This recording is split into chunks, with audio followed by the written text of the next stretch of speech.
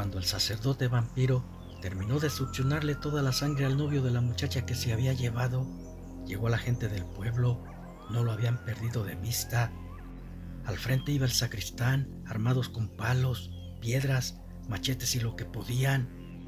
Derribaron la puerta y vieron la escena dantesca. El chico yacía muerto en el piso, sin sangre y degollado. La que fuera su novia a un lado del vampiro, convertida en vampiresa. No podían dejarlos escapar. Si lo hacían pronto serían como ellos, o en su defecto, los dejarían secos como al novio de la muchacha, que ahora era una vampiresa, y los atacaron. Unos les arrojaban piedras, otros con palos y machetazos, algunos balazos, pero nada les hacía daño, eran inmunes a las balas. El ente hematófago atrapó a 2 de ellos y los acabó con sus garras. El temor les hizo retroceder. Entonces el sacristán dijo que incendiaran la choza. El fuego los haría cenizas. Arrojaron las antorchas que traían y pronto empezó a arder con ellos dentro. De repente, por entre las llamas, salieron los 2 seres hematófagos volando. El fuego tampoco les causaba ningún daño. La situación se tornaba más escabrosa, doblemente peligrosa. Ahora eran 2 seres poderosos los que amenazaban al pueblo. Y así fue. Aunque nadie saliera de sus casas durante la noche, casi todos los días desaparecía un feligrés y nunca era encontrado, ni siquiera sus restos. Algunos pueblerinos, los más osados y valientes, buscaban su madriguera de día, pero no la encontraban. Se había vuelto ojo de hormiga ocultándose bien, porque en el día era vulnerable. A la gente no le quedó otra salida más que utilizar la iglesia como refugio. Ahí estarían más seguros todos juntos. Marcelo el sacristán había enviado telegramas al Vaticano pidiendo ayuda explicando la situación, pero no enviaban a nadie, ni siquiera un sacerdote. Pensaban que no le creían. En las noches, el silencio era roto por el volar de los vampiros. Había convertido a otras 2 mujeres y se posaban frente a la iglesia para causarles terror. Así fueron días, semanas, donde predominaba el miedo en esa población. Del cura ya no quedaba ni el recuerdo. Ahora era totalmente una bestia, de orejas picudas, enormes alas y grandes colmillos. Un ser casi inmortal. En cierta ocasión llegó al pueblo un hombre. No era viejo y portaba un maletín donde traía sus pertenencias. Se fue directo a la iglesia.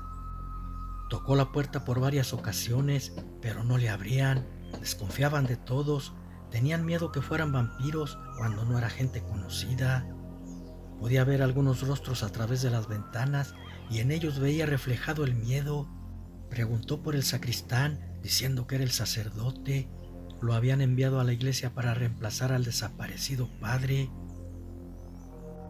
Cuando Marcelo le abrió, con asombro vio que había mucha gente temerosa, escondiéndose de alguien. Lo hicieron pasar y rápido cerraron la puerta. El sacristán pronto lo puso al tanto de lo sucedido, diciéndole que lo mejor para él sería que se fuera antes que oscureciera. Le respondió que nunca había huido ante el peligro y esta vez tampoco lo haría. Marcelo se encogió de hombros, pensando qué podía hacer ese insignificante hombre para ayudarlos contra un ser bestial. Cuando le mostró sus aposentos, el recién llegado le dijo que no era un padre normal. Era enviado a donde había situaciones extremas, exorcismos, posesiones, entes y demonios. A todos los había vencido por medio de la mano del Señor. El sacristán no contestó nada, pensando que estaba mintiendo. ¿Cómo pensar que alguien tan debilucho podría vencer a un vampiro tan poderoso? Pronto iba a salir de sus dudas. Esa misma noche apareció una vampiresa. Era enviada por su amo para que nadie quisiera escapar. De sus grandes colmillos escurría sangre. Tal vez era de algún animal con el que había saciado su hambre o de algún hombre capturado de otro pueblo. Se relamía los labios saboreando el vital líquido. Eso la hacía verse más escalofriante. De repente, de la nada se escuchó un aullido, apareciendo otra bestia. Pero esta era diferente. Tenía enormes mandíbulas y garras por pies y manos. En sí era mitad lobo, mitad humano, descomunal. ¿De dónde venía esa bestia? Nadie lo sabía, pero era la primer luna llena y esclarecía bien el panorama. Todos desde el interior de la iglesia, por las ventanas, vieron que aquel licán se lanzaba contra el otro ser, quien agitaba sus alas para escapar. Sin embargo, de un prodigioso salto evitó que levantara su vuelo, derribándola en el suelo. El zarpazo del hombre lobo había dañado un ala de la vampira, por lo que ya no podía volar. Tendría que luchar y vencer al lobo si quería vivir. Sus uñas eran como poderosas garras, letales para cualquier ser mortal, incluyendo hombres lobo. Sus colmillos podría clavarlos en el cuello del licán y matarlos succionando su sangre. El lobo había iniciado una tarea, debía terminarla, matando a ese hematófago ser. Entonces saltó sobre ella iniciando la batalla. Uno de los dos debía morir. Rugidos y zarpazos tajantes rompían el silencio hiriendo sus cuerpos. No había duda que la bestia lobo era más poderosa. Además traía la justicia en sus garras y eso le daba más poderío. Sus garras fueron letales y la vampira se desplomó muerta sin corazón. El licán la traía entre sus garras, luego la devoró de una mordida. Le daría más poder. Después se perdió entre las calles oscuras, emitiendo un aullido de triunfo. La gente en un principio pensaron que ese lobo hombre era del mismo clan vampírico, pero se equivocaron. La bestia había venido para ayudarlos y se pusieron eufóricos. Pero no fue así para el sacerdote. Había sentido la muerte de su vampiresa y estaba furioso. Pero, ¿quién fue capaz de darle muerte? Para acabar con un discípulo de él, debía ser alguien fuera de serie, venido de otro mundo. Quiso ir en busca del asesino, pero estaba por amanecer. Si se exponía al sol, moriría calcinado por él. Entonces se metió a su ataúd para descansar. Se levantaría de noche para ajustarle cuentas al asesino. En la iglesia, el sacristán le contaba al padre lo sucedido horas antes. Le dijo que había sido una pelea brutal entre un lobo y la vampira, en la que salió vencedor el licán. Era un ser poderoso que parecía haber venido para ayudarlos contra lo maligno. El sacerdote respondió que creía en las posesiones, demonios y exorcismos, pero los vampiros y hombres lobo ya era al extremo. Eso solo existía en películas de ficción.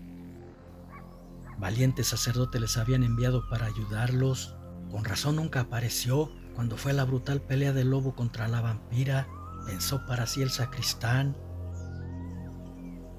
Por su parte, el cura, aprovechando que en la iglesia estaban todos los pueblerinos, dijo que haría una misa. La fe debía prevalecer ante la adversidad. El Señor no abandona su rebaño, solo envía pruebas para fortalecer su fe, pero que pronto terminaría ese infierno. Sus palabras, en vez de tranquilizarlos, causaron mucho alboroto. Algunos alzaron la voz, diciendo que cómo podría tener fe si lo que estaba causando todo esto era un servidor de Dios. Traía el maligno dentro. El sacerdote ya no dijo nada. En parte tenían razón. Lo que estaba sucediendo era para perder toda esperanza y hasta la fe divina. La gente lo escuchaba a fuerzas porque no podían irse de la iglesia. Esa noche nuevamente escucharon rugidos y chillidos escalofriantes. El silencio era tal que se oían a lo lejos, como si se estuviera llevando a cabo una pelea entre bestias. Momentos después aparecía el hombre lobo con otra vampira muerta entre sus fauces, dejándola frente a la iglesia. Luego lanzó un aullido y se fue hacia la oscuridad.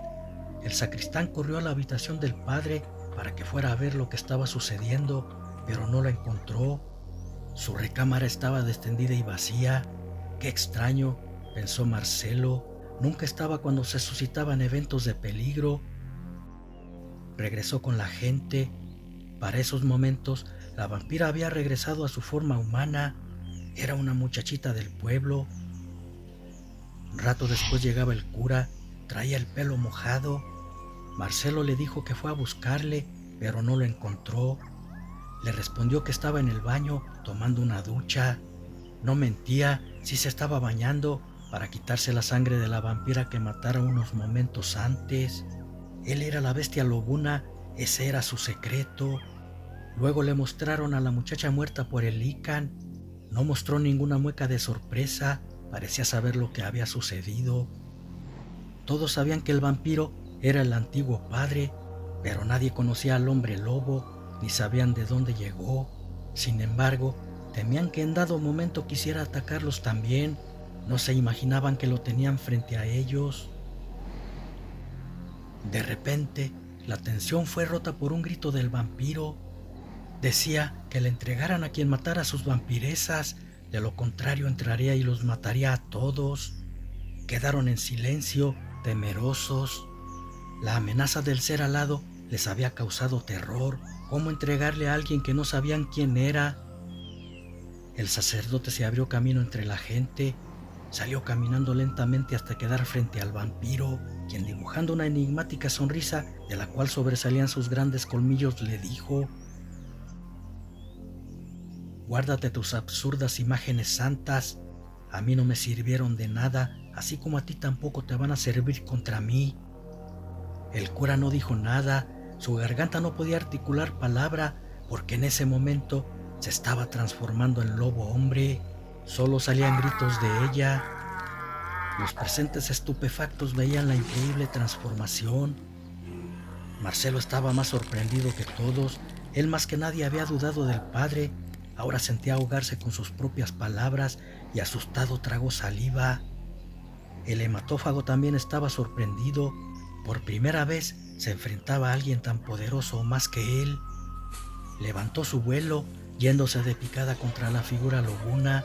Quería acabarlo pronto. Sin embargo, no contaba con la rapidez de la bestia, que evitó la embestida y al mismo tiempo dio un zarpazo al murciélago hombre, derribándolo en la tierra. Rabioso se levantó. No podía creer que un simple perro lo hubiese tocado.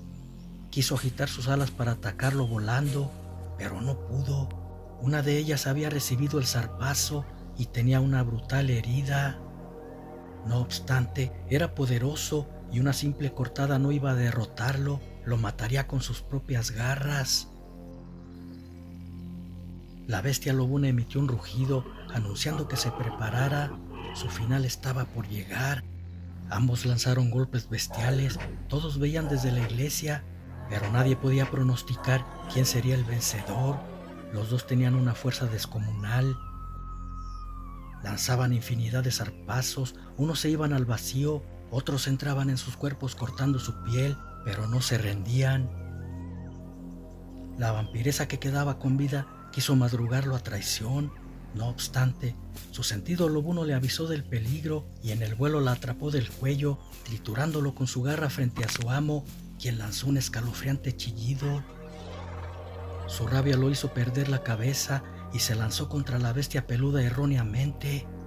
Esta aprovechó el descuido, metiéndole la garra en su corazón, sacándolo de un zarpazo. Lo último que vio aquel vampiro fue que se lo tragó de una mordida. Luego cayó en la polvorienta calle, volviendo a su forma humana. No podría revivir sin su corazón. También el lobo se hizo hombre, tomando la forma del sacerdote. Había vencido a una legión vampírica.